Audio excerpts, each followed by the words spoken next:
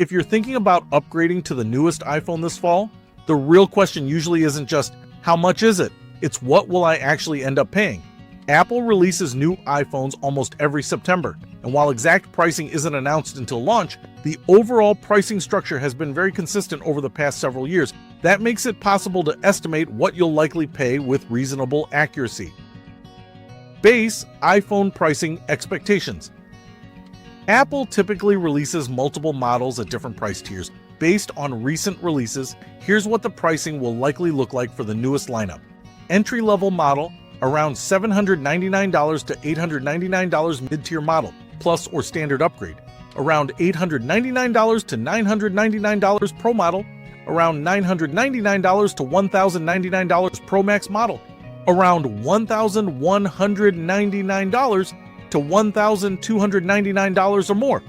These are starting prices for base storage configurations. If you upgrade storage, especially to 512 gigabytes or 1 terabyte, the price can increase by $200 to $600 depending on the model.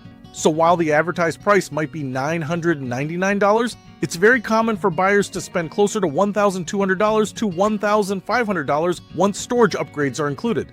Taxes and out-the-door cost sales tax is often overlooked when people think about iPhone pricing.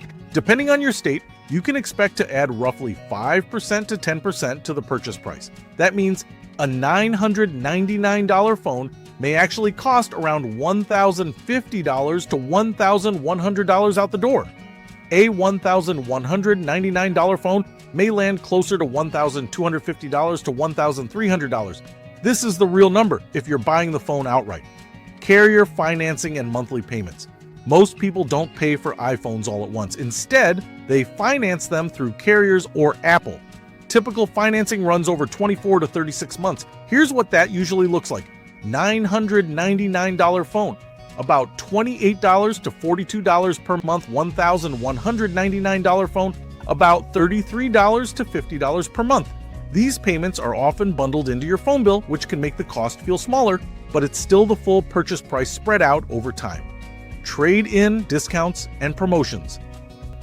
One of the biggest factors that can change your actual cost is a trade-in. Apple and major carriers often offer $200 to $400 for older devices through Apple, up to $800 or more through carriers, usually with conditions. Carrier promotions often require staying on a specific plan, keeping the phone for a full contract period, receiving the discount as monthly bill credits rather than upfront.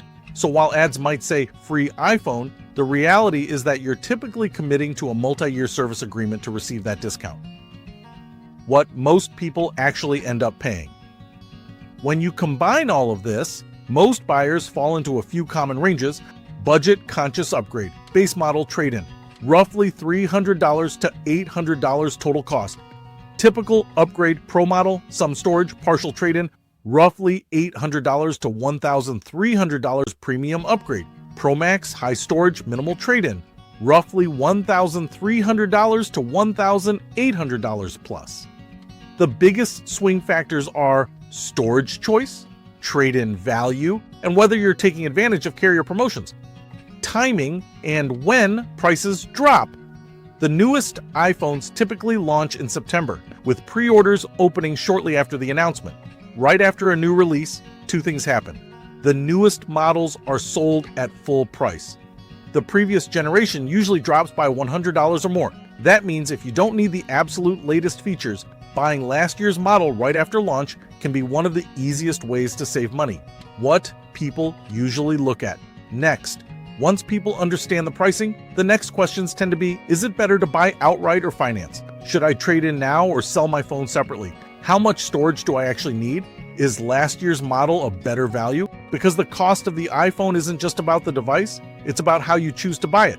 And small decisions there can easily change the total cost by several $100s.